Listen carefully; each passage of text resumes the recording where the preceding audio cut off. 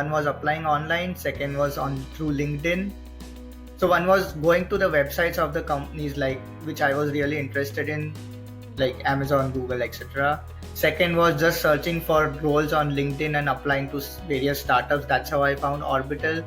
Third was through the career office at UMass, and fourth was like reaching out to seniors or peers you have for the referrals. It took a month, like starting from the initial recruiter call to me getting an offer from them. You have an initial call with the recruiter who just gauges your background and like basic HR questions, your strengths, weaknesses, etc.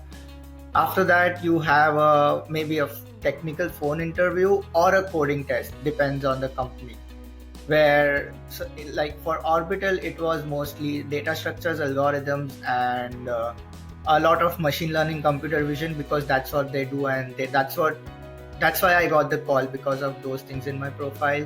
And the third round, which is one of the most important round, major round for most of the startups, is you'll have a take-home test. So for example, for companies like Google, you'll be given a coding test and then you'll be called on-site or something. But for startup, generally they give a take-home test, which is like you have to spend about 5-6 hours at a stretch, like together in one sitting, and solve a given problem they have. So that's what Orbital did with me.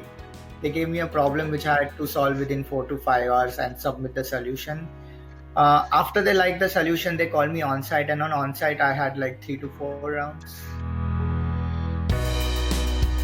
I would say the skills I would divide into two parts. One is the soft skills and one is the technical skills. The soft skills include your ability to work in a team, your ability to deal with conflicts, and like if you have faced any difficulties or challenges, how do you overcome, how do you basically meet your deadlines, and like basically how you work in a environment like industry environment. So that's what they're much interested in soft skills part.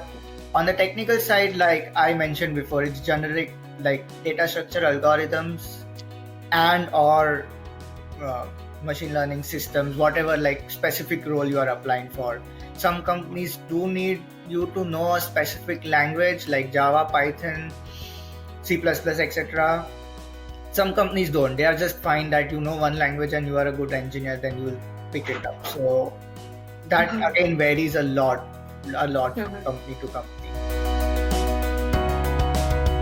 Orbital Inside Works is a company which works with satellite imagery. So they are basically analytics company which buy satellite images from the commercial satellite providers and perform a lot of analysis on them. You can find much more detail on their website. I'm hired as a software engineer in computer vision. So basically my role is to design the architecture, services, and also take part in designing the computer vision algorithms which is used in the company. Normal routine, like 8 to 9 hours a day. You go in the office, you have option to work from home. What else? So Orbital has offices all around USA, like it has 4 or 5 offices, and it has other offices in London and other places. So they might fly you out if they find it necessary. A lot of companies do. The commute in Boston is really, really easy. Like if you're in New York or Boston or DC, you have public transport, so commute will not be a problem. My commute is about 25 minutes door to door every day, which is pretty good, I think. In general, it seems the culture is pretty great. Like I don't see a lot of stress or pressure, and there's a lot of flexibility. And the managers which I have met with, like I have met with 70-80% of the managers of across a lot of teams. I've interacted with them at some point. They all seem to be pretty reasonable. Yes, they do sponsor, and I believe that most of the mid-sized startups are these days sponsoring because they require talent.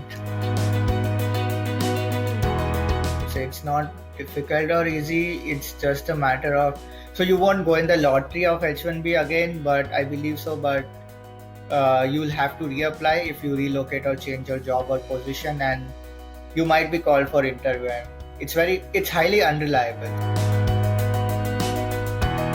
I personally recommend, so it's basically personal choice, so I do recommend coming here and doing your masters for 2 years and then working for a couple of years just to have a new experience and a more broad exposure to a lot of other things in life.